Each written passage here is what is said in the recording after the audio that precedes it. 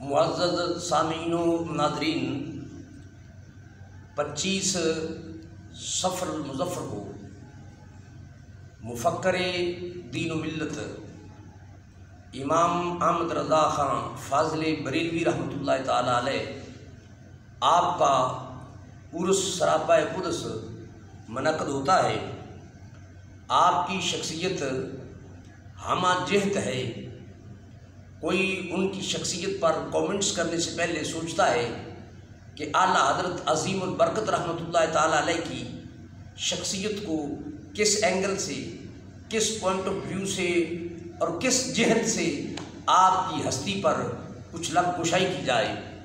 یقیناً اعلیٰ حضرت عالم اسلام کی ایک اتھینٹک پرسنالٹی، ایک متفقہ شخصیت، اور آپ نے جو علم اور جو استدلال استنباط اس امت کے سامنے پیش کیا، اس کی مثال نہیں ملتی۔ اللہ رب العزت نے آپ کو نور بصیرت عطا فرمایا تھا۔ بصارت کے ساتھ ساتھ بصیرت کا نور ہونا یہ ہر ایرے غیرے کا مقدر نہیں ہوتا۔ اللہ نے آپ کو قلبی بصیرت عطا فرمائی تھی۔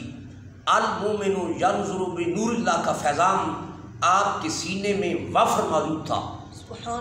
آپ کی شخصیت کا بہت بڑا کارنامہ، جسے میں تجدیدی کارنامہ کہتا ہوں، وہ یہ تھا کہ آپ نے امت کے سینے میں عشق مصطفیٰ صلی اللہ علیہ وسلم کی اگر چنگاری تھی تو اسے بھڑکا کر آپ نے شعلہ بنا دیا۔ آپ کی تحریروں کا ہر جملہ، ہر مصرع، ہر آپ کا قول، ہر لفظ جو آپ کی زبان سے نکلا، آپ کے قلم سے نکلا، اس سے عشق مصطفیٰ جھلکتا ہوا اور فیض بانٹتا ہوا نظر آتا ہے۔ اعلیٰ حضرت کی وہ نعتیہ شاعری جو آپ نے آقا حضور علیہ السلام کی بارگاہ میں نذرانہ عقیدت کے طور پہ پیش کی اور کہی، اس کو پڑھنے سے بھی ایمان وجد کرتا ہے۔ اور آپ نے حضور علیہ السلام کے ادب کو، احترام کو اس طرح روشناس کرایا کہ بڑوں بڑوں کو بھی پکڑ کر راہ حق پہ لگایا اور ان کی بھی اصلاح فرمائی۔ ایک دفعہ آپ حج پر گئے تھے اور مدینہ منورہ سرکار کی بارگاہ میں حاضری کے لیے پہنچے، تو وہاں ہندوستان کا ایک اور شاعر بھی آیا ہوا تھا، ظاہر مسلمان شاعر تھا اور اس کا بھی خاصا بڑا نام تھا۔ اس نے آقا حضور علیہ السلام کے روضہ انور پر پہنچ کر کچھ فی البدی شعر کہے، اور اس کا پس منظر یوں تھا کہ روضہ رسول صلی اللہ علیہ وسلم کے سامنے پرانے وقتوں میں 2 کھجور کے درخت تھے۔ بہت پرانی جو تصاویر اگر مل جائیں تو اس میں یہ دیکھا جا سکتا ہے کہ آقا علیہ السلام کے روضہ انور کے سامنے 2 کھجور کے درخت تھے۔ تو اس نے جب 2 کھجور کے درختوں کو روضہ مصطفیٰ کے بالمقابل پایا تو اس کے ذہن میں کوئی تخیل آیا، کوئی خیال بنا، اور اس نے اس پر فی البدی شعر کہے۔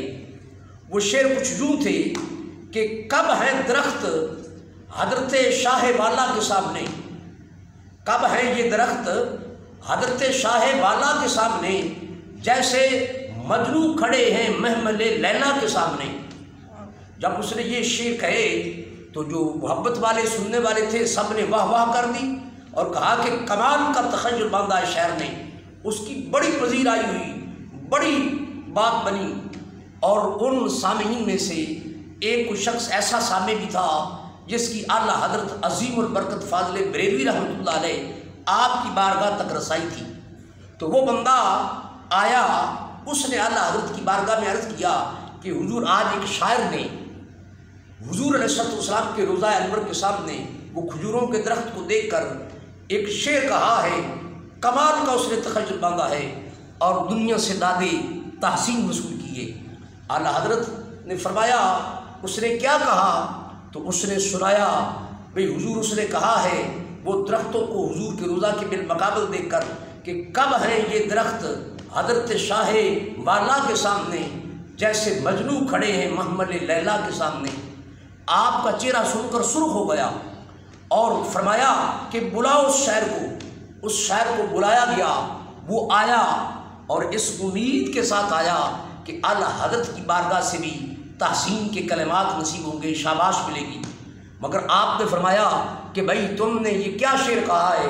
اس نے بڑے فخر سے پھر دہرا کے رپیٹ کر کے سنایا، تو آپ نے فرمایا کہ تو کچھ غور کر، تجھے کچھ ہوش ہونا چاہیے کہ تو نے محمل لیلا کو کہاں استعمال کیا ہے، کہاں روضہ مصطفیٰ، کہاں دربار مصطفیٰ، اور کہاں لیلا کا خیمہ اور محمل جس کی تو مثال دے رہا ہے۔